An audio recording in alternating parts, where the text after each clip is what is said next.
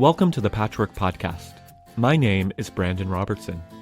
Patchwork is a show that brings together various voices and perspectives on the topics of spirituality, social renewal, and culture to help you expand your mind and tap into a richer, fuller life. To start, let me introduce myself. For as long as I can remember, I've had a passion for bringing together diverse people and perspectives. Today, I'm an author, a pastor, and a consultant to faith communities, governments, and nonprofit organizations around the world, helping them build bridges and create understanding in the midst of diversity. This podcast is an extension of that work and that passion. In every episode, we'll dive deep into a topic with an expert in the field and see if we can get a better understanding. You might agree with what's said, and you might disagree. But whatever the case, I invite you to lean in and listen deeply, because I assure you that you'll find something worth grabbing onto in every conversation. As with all things done in public, your support means the world to me. So if you find today's conversation compelling, please tweet, post, like, share with all of your friends on social media using the hashtag Patchwork. And your feedback really does make every episode of this podcast better. So if you have time, please consider heading over to iTunes and leaving a review. I really appreciate it. Thanks so much for tuning in. Let's dive into today's conversation. Headlines this week said that an Australian study has come out warning that humanity could go extinct by 2050 due to the impact of global climate change. Every time I hear things like this, it at once is terrifying, and then one of my impulses, honestly, is to pull back and stop thinking about it. To say, well, humans have been saying that the end of the world is near for thousands of years, so it's probably not really going to happen. But the science is clear. We are on the edge of potentially the extinction of the human species, not just in some couple 100-year time frame, but within decades. Things are getting serious, and humanity needs to wake up. Thankfully, there are voices in every realm of culture and society that are beginning to wake up, speak up, and act up, trying to take the steps that are necessary to avoid some of the catastrophic consequences of climate change. But far too many of us still lie complacent, not realizing that a real impact, a negative impact, a crisis of unmeasured proportions is actually right around the corner for all of us.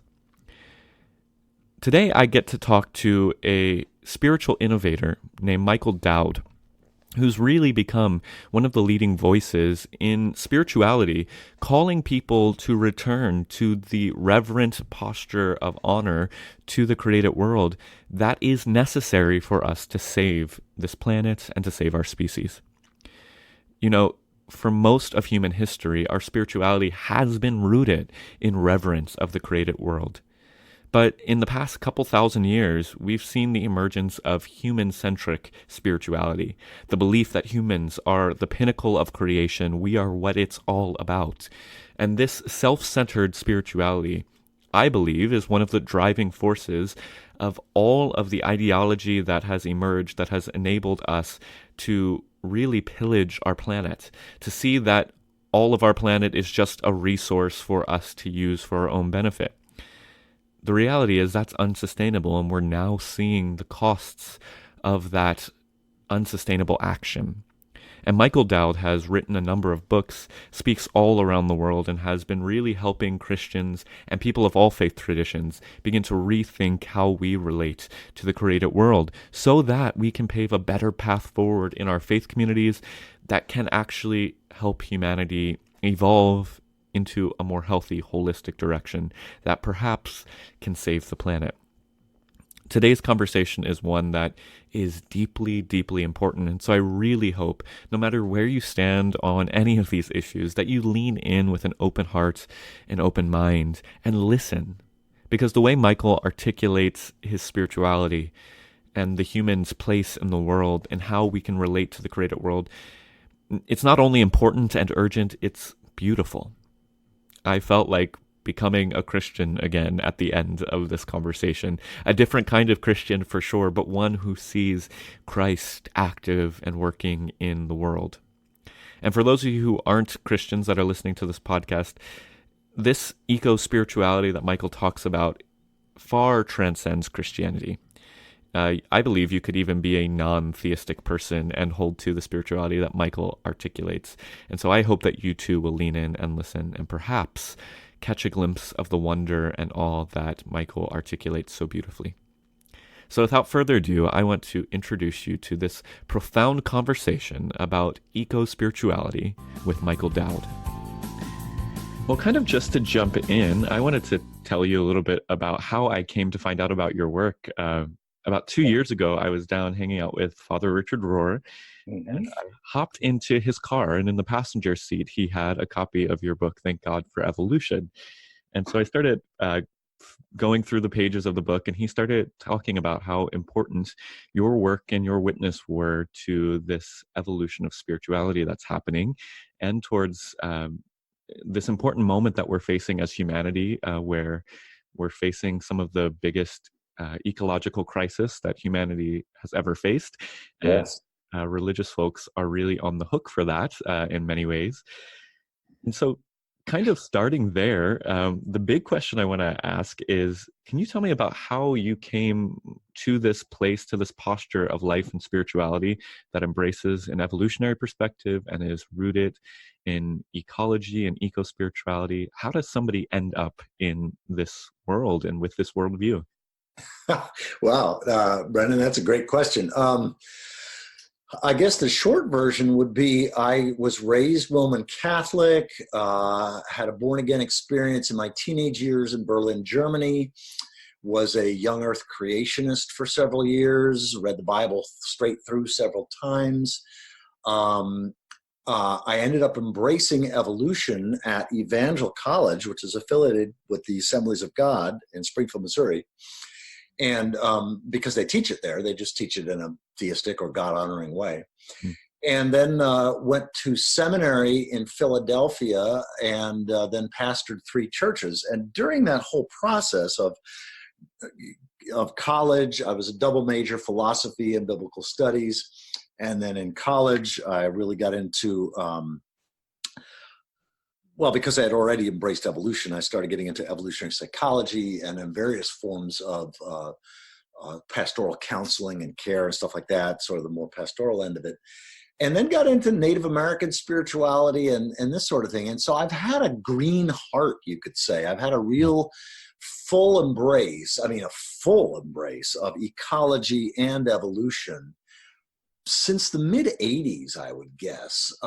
Certainly, I was introduced to Thomas Berry, Father Thomas Berry, in 1988, and he became just probably my most significant male mentor. Most recently, just 4 years ago, also William Catton. Those are probably my 2 most significant male mentors, is William Catton, the author of Overshoot, and Thomas Berry, who considered himself a geologian, not a theologian. He was a Catholic monk, but wrote The Dream of the Earth and The Universe Story with Brian Swim and The Great Work and others. So basically, I embraced an evidential worldview as sacred, as holy.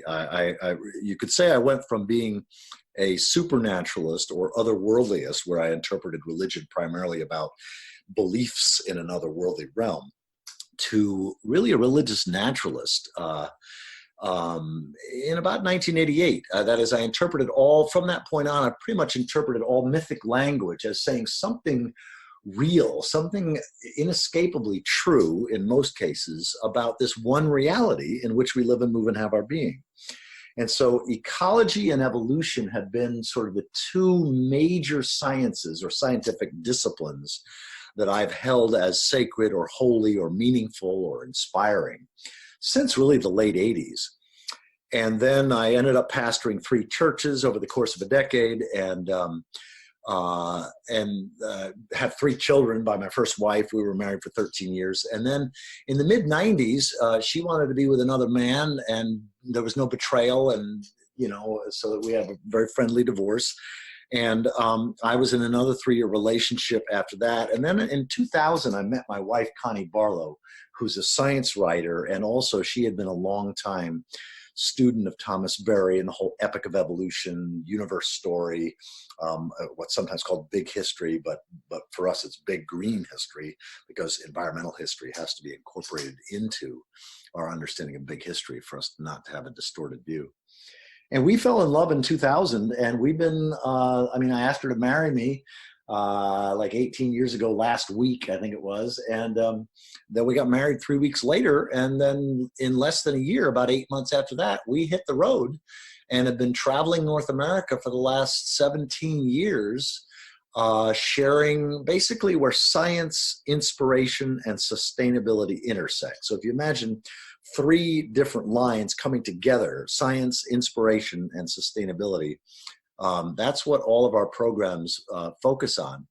But I say with some embarrassment that I left, or I let go of the deeply ecological worldview that Thomas Berry had and never lost in around the year 2000, and lost that for 12 years. It wasn't until December of 2012 that I came back to the deep green heart that Thomas Berry always had, this deep ecological vision.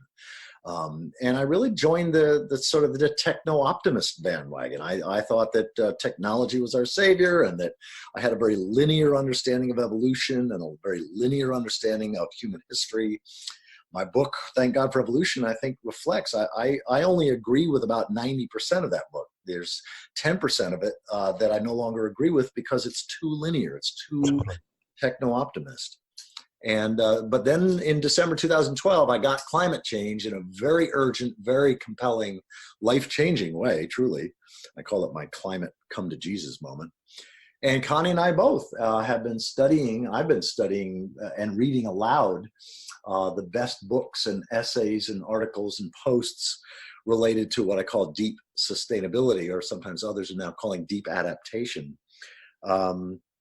And so my message has become more sobering over the last 6.5 years or so. And ecology has become front and center again. It's really the heart of my theology, as it has been in every sustainable culture for which we have evidence. All the indigenous sustainable first peoples, the first 97% of our history as a species, we lived with ecology as the heart of our theology, is the way we would talk about it today. So now evolution and ecology are both deeply sacred and meaningful to me, and I evangelize them, even though my message has become quite sobering and a little scary and like, oh my gosh, we're in for a tough ride. And I've countered Richard Rohr as an older brother on the path, literally for decades. I mean, in 1989 or 1990, the very first thing I ever had published was published in Radical Grace, a little essay I wrote called Earth, capital E, or The Earth, little e, what's in a name? And it was the first thing I ever had published, and it was by Richard. And then the last, or 3 of the last 4 things I've had published since my book 10 years ago have been published in Oneing. So I count him as a dear friend. So to hear your story just nourishes my soul.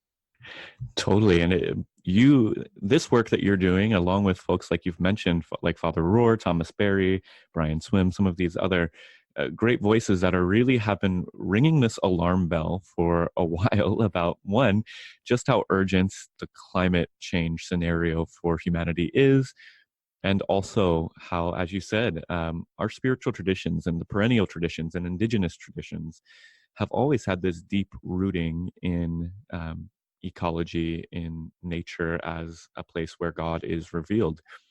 And before I kind of lead this conversation into going deeper into that particular conversation, Sure. I just wonder if you could, how do you view God today? When you talk about God, what is it that you're speaking of, and how do you describe it? Well, again, almost everything that I do, I come back to the distinction between sustainable worldviews, that is, worldviews and values that cause, I would say, people to live in a way that's pro-future. That is, that enable people to live in a way that's a blessing to the future rather than a curse. That's the essence of sustainability, is accountability to the future, living as a blessing to the future. The essence of unsustainable is being unaccountable to the future. And so one of the core elements of a worldview that we have evidence in all indigenous, we have thousands of examples. Anthropological research over the last 500 years has revealed, hundreds and hundreds, probably more than 1,000, of indigenous peoples who, whatever their differences, they all related to what we today would call, in a secular way, the biosphere or the ecosphere. They related to as divine, as a thou, to be honored and respected, and to be humble before, rather than an it, to be exploited or used, and something that was less than us.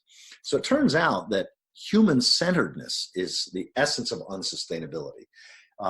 Virtually all unsustainable cultures, and it turns out we have over 100 examples of cultures that have risen and then collapsed, and then there's a dark age, and then another culture rises. Civilizations have risen and fallen, over 100 of them in the last 5,000-6,000 years.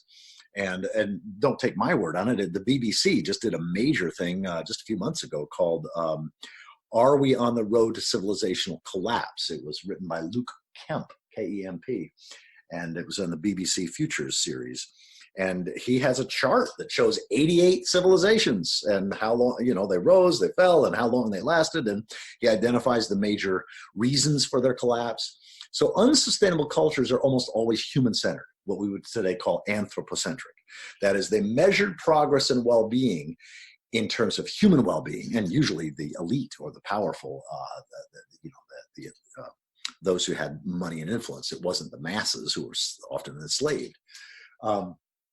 And sustainable cultures have a ecocentric, life-centered worldview, and they don't see the divine. They may speak of the creator, but the creator is always immanent or omnipresent or expressed or revealed in and through the living world. So the living world was related to as the living, pulsing presence of the divine, however the divine was mythologized. And so that distinction is vital. And I think that that's where my passion is in calling religion back to its fundamental reason for being, its raison d'etre, which is essentially to ensure accountability of the future, to ensure that the present, that the future is never compromised by the present. And ultimately, only religion can do that, because only religion can speak with moral authority about good and evil. Good is what encourages and supports groups of individuals and individuals in living in a blessing to the future. Evil is what diminishes or destroys the future for personal or institutional gain. And yet we've got an economic system, because religion has largely been asleep at the wheel over the last several hundred years at least. We've got an economic system where it's possible and profitable for a subset of the whole, think nesting dolls. It's possible and profitable for a subset of the whole to benefit at the expense of the whole. And that's just utterly, it's insane. It's suicidal. It's non-sustainable. So Wow.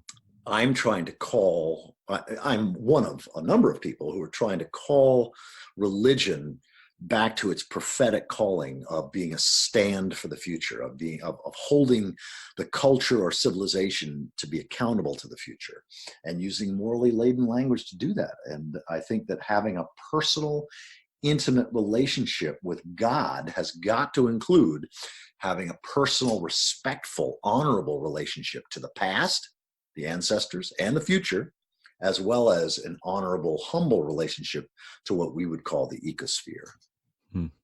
That's so good. And I hear you say all of this, and it sounds so, it's beautiful, it's profound, it sounds true at its very core. And yet, this week I felt a kind of weight about our current situation, because I'm sure you saw there was an article that's been going around about an Australian study that said human civilization has a high probability of going extinct by 2050 due to the effects of global climate change. And so I hear you talking about how religion needs to become accountable once again to the ecosphere, to becoming good stewards of the world that our Creator has given us. And I wonder, is it too late? Yes. Yes. In a word, yes. It's too late for some things, and it's not too late for others.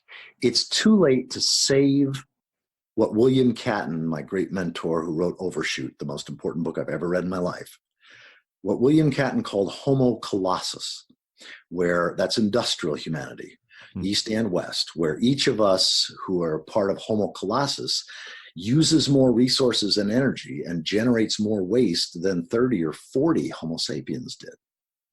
And so the extinction of Homo colossus is inevitable. There is no stopping the collapse of wasteful industrial civilization, and religion's not going to slow it down. Nothing's going to slow it down. However, it's not too late to get that, to accept that. It's that old 12-step prayer: God, reality. I mean, to answer your question before, how do I see God? For me, God and reality are synonyms. God is a sacred, proper, I, thou name for reality, the presence and the voice of reality. So what reality is telling us in all of its forms and all of its creatures, that's God's word. That's God's evidential word for today. And so for me, reality is a secular name for God, or God is a mythic or sacred or personal or I, thou name for reality. And it doesn't matter whether we believe in reality or not, but we need to live in right relationship to reality just like every other species. And so it's not too late, in my opinion. Well, it's not, in my opinion, it's not too late to be a blessing to our community, to be a blessing to our family, to prepare for difficult times, because those are now unavoidable. It's, again, that 12-step prayer. Let us accept the things that we can't change. So being clear on what reality is telling us evidentially is inevitable and futile, because we want to accept what's inevitable. We want to avoid investing in what's futile. But we also want to be really clear about what's most needed and what's most urgent, because there's where we can truly be Christians. We can be Christ-like. We can be saviors of the future, redeemers of humanity. And that doesn't require that we even survive as a species, because the truth of the matter is, we're going to die. You're going to die. I'm going to die. All of us are going to die. And our species will go extinct. Now, that may happen in the next 5 years. It may not happen for 5 million years. But in terms of God's time, that's a geological blink in the eye. And life will continue. Species will come and go. The Earth will continue to spin on its axis.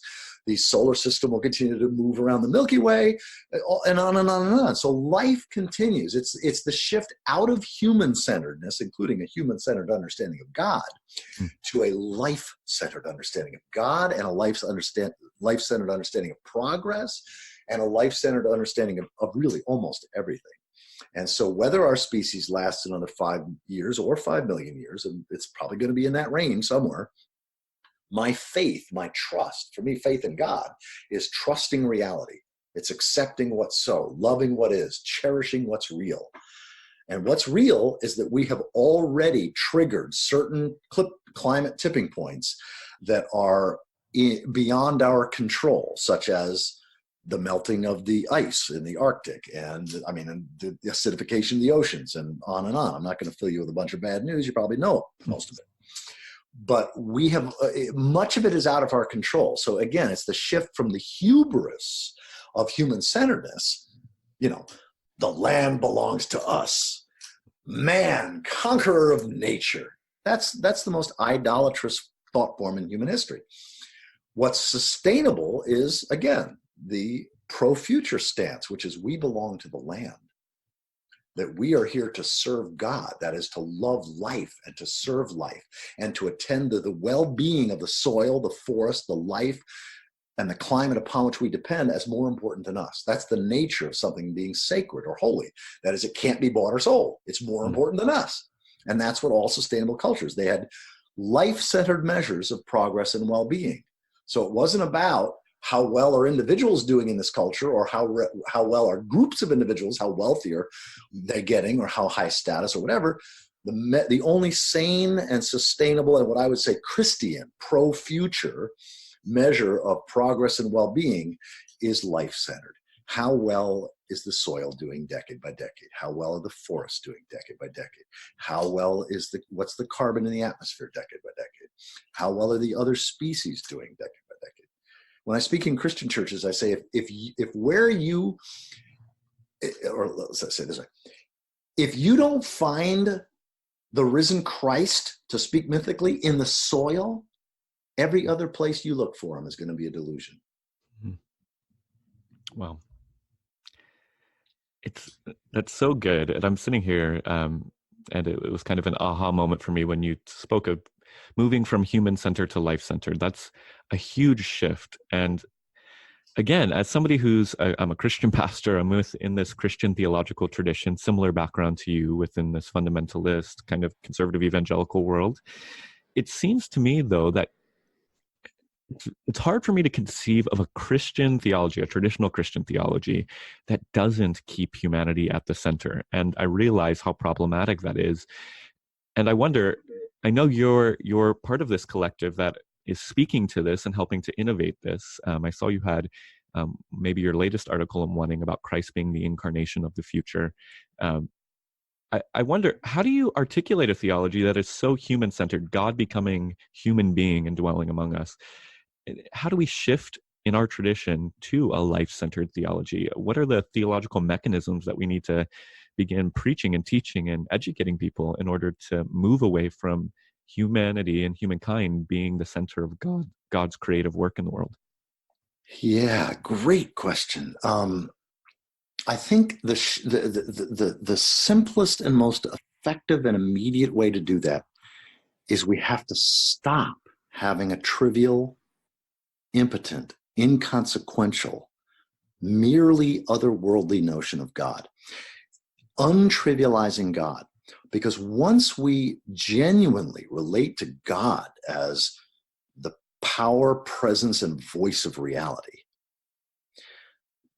then we realize that God's time isn't just thousands of years. God's time is, at least in this universe, at least 13.8 billion years. And who knows what's happening in other galaxies, other universes, or whatever, multiverse.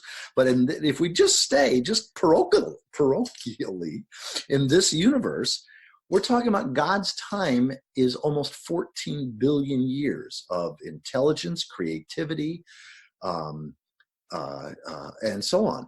And so from the perspective of God's time, like if you put the whole history of the universe into 100 years, just so that it's easier, if you put God's time into 100 years, just so that it's easier to get our heads around and hearts around, then humans only come into existence on the last week. Homo habilis, walking upright using stone tools, roughly December 25th of the 99th year.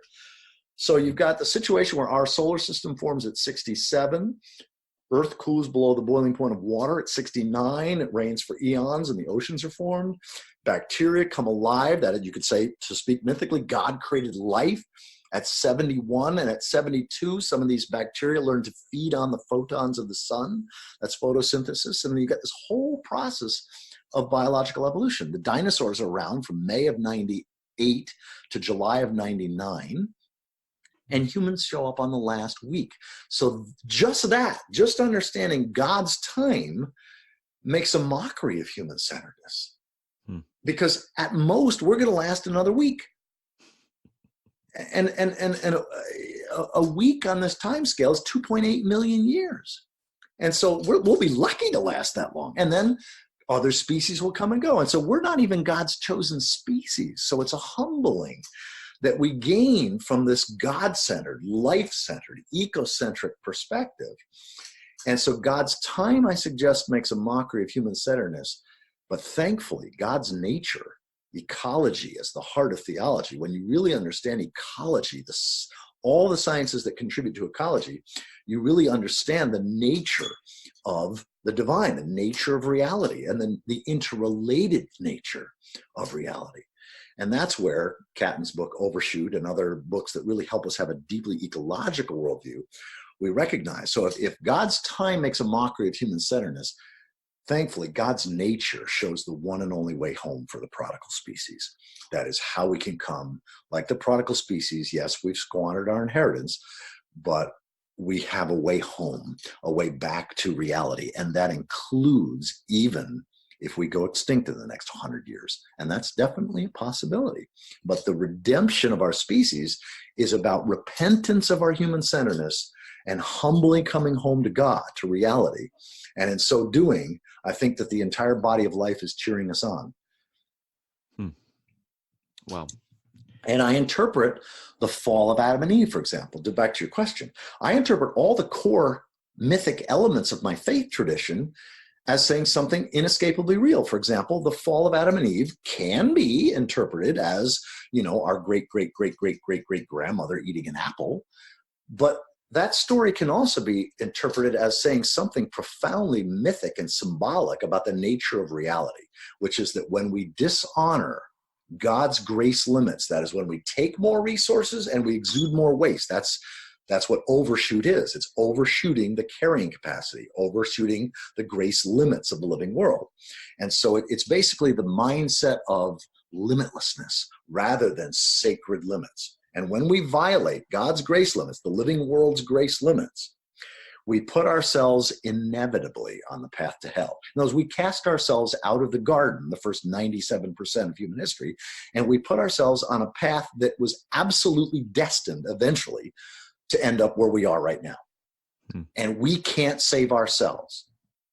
The only thing that can save us, that is to redeem us within the body of life, is to make the future our Lord, to make the future personified, incarnate, divine, the real power, presence, and voice of the future as the guiding principle of our lives.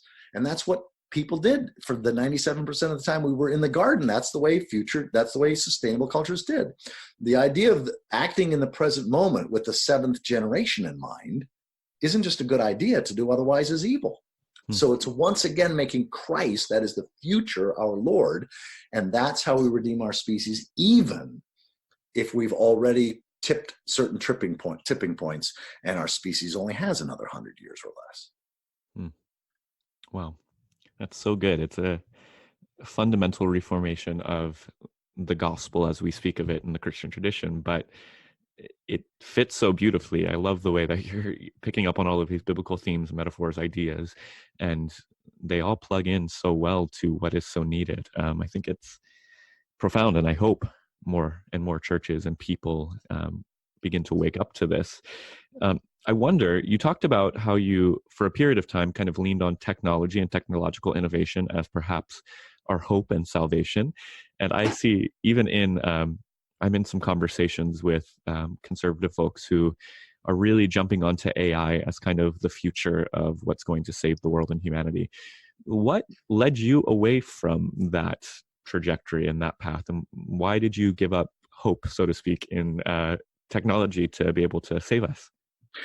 Yeah, great question, Brendan. And I didn't give up hope in technology so much as I learned about the difference between God's technology, that is the technology of the living world that evolved and was involved in getting the bugs out from millions of years of evolution, and human technology. See, the thing about all technologies that evolved over millions of years and billions of years in some cases, nature's technology, God's technology. And I sometimes, as you read that essay, I think in there I talk about that I've sometimes, because there's such confusion about what the word God is pointing to, when I spell the word God just the way normal people normally do, G-O-D, that usually connotes or brings to mind people a clockmaker outside of a clockwork universe, a supernatural only being. And that, I think, is ecocidal. We don't have any evidence that any culture has ever been able to be sustainable with that kind of an understanding of the divine.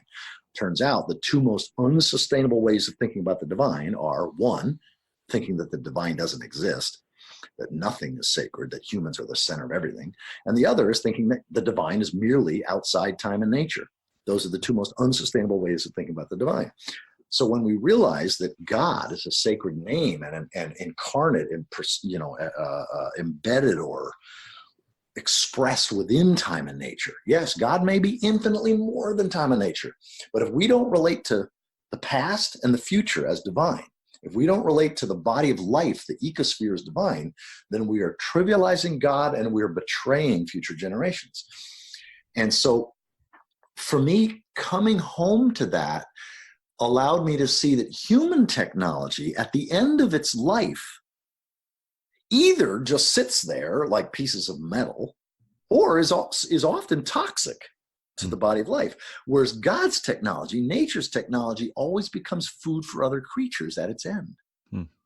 So the only forms of human technology that have a future are those that integrate with God's technology, integrate with nature's technology. It's sometimes called biomimicry, where we mimic the wisdom and integrity of the living world in how we design our technologies. So I am far from being anti-technology, but I'm very anti-future technology. That is technology that causes us to harm the future. Technology that degrades the soil, the forest, the life, the water upon which we depend.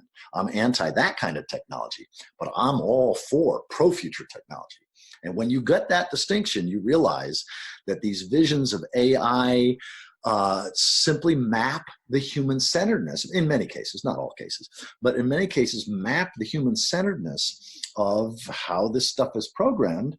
And if it merely serves the well-being of machines and computers and humans, but it doesn't serve the well-being of primary reality. That's why I say the primary reality must be treated as primary. That's sort of the fundamental law of life, that once any species evolved the ability through technology or sharing information like words, symbolic language, once any species evolved the ability to circumvent the natural limitations that the larger body of life would have placed on it for most of its history, the only thing that can constrain that species is itself.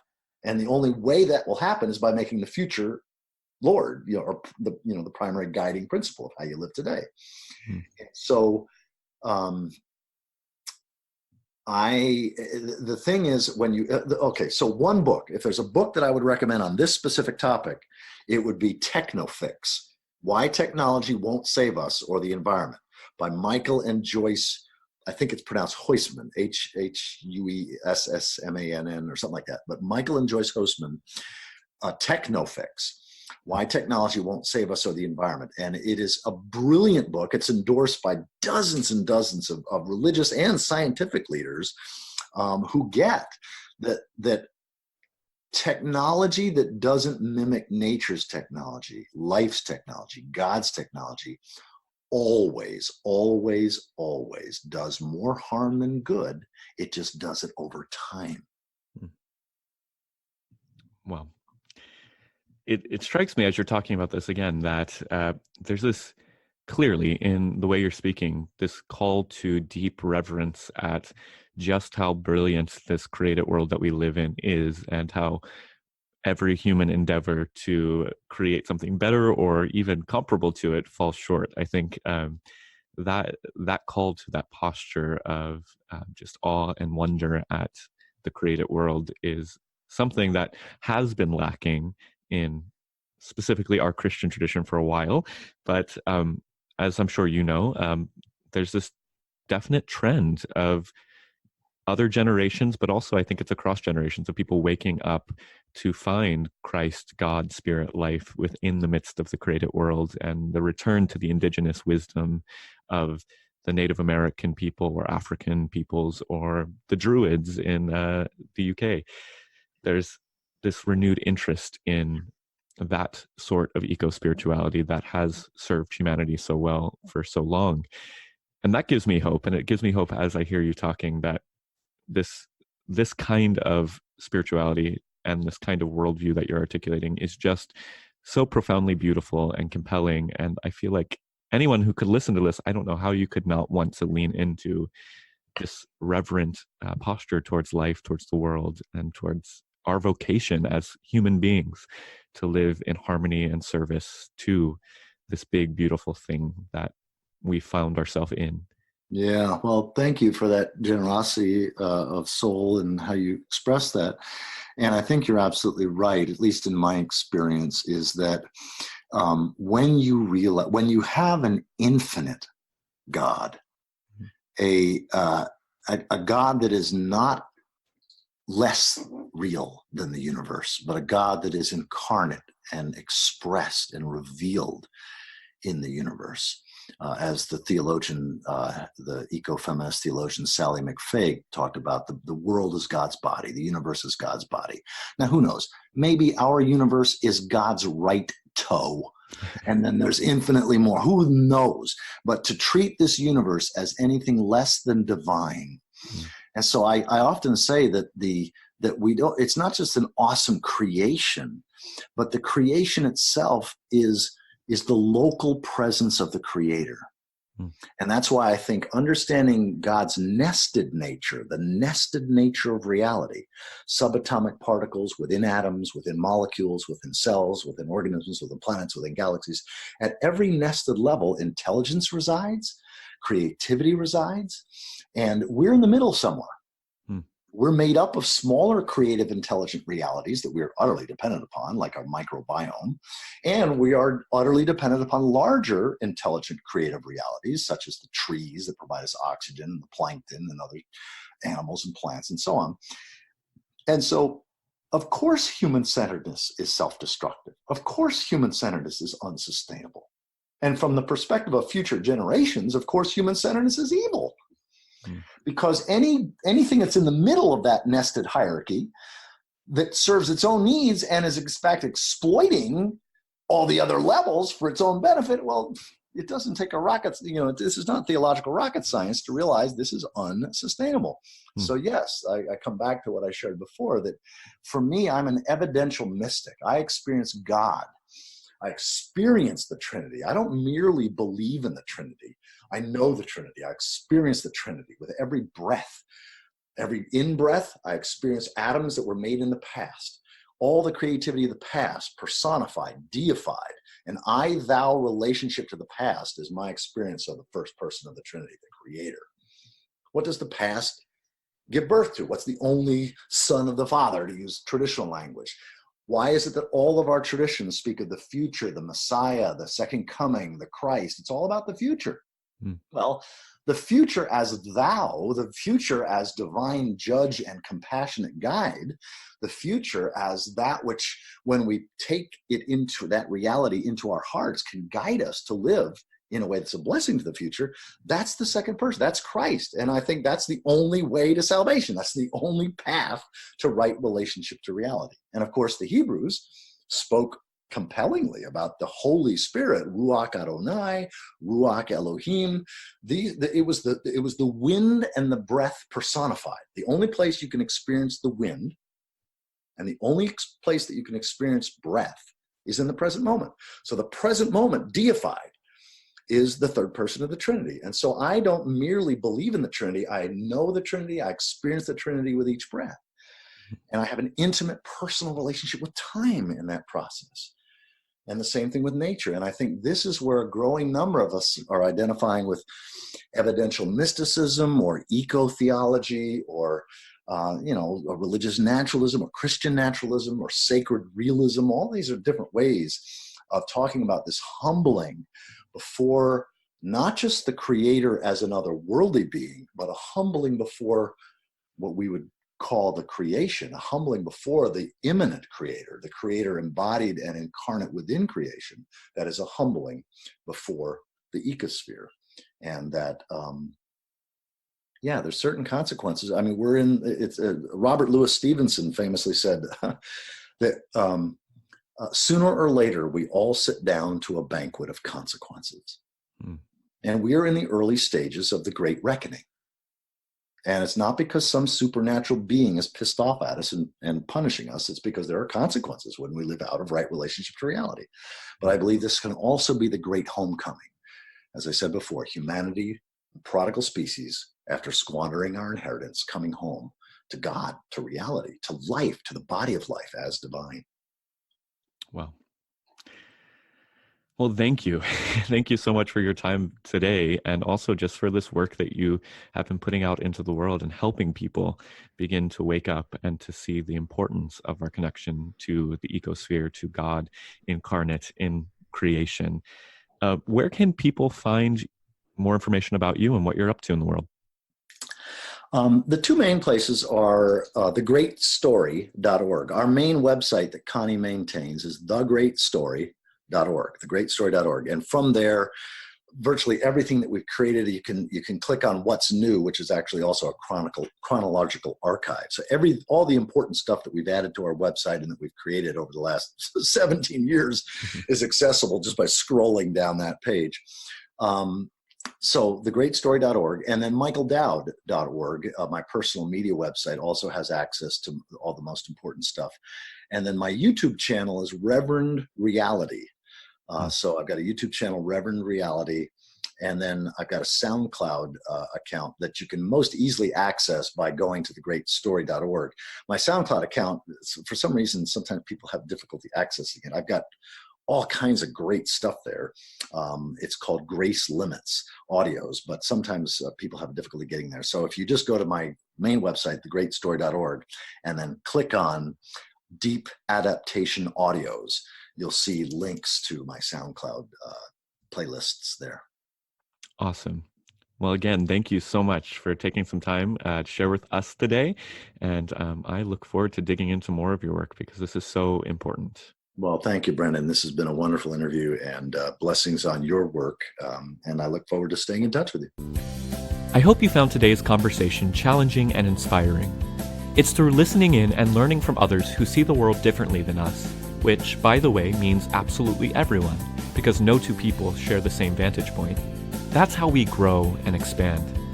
If you did enjoy today's podcast, please share it with your friends on social media. And when you do, don't forget to use the hashtag Patchwork. We really appreciate it. Thank you again for spending time with us today. Until next time, peace be with you.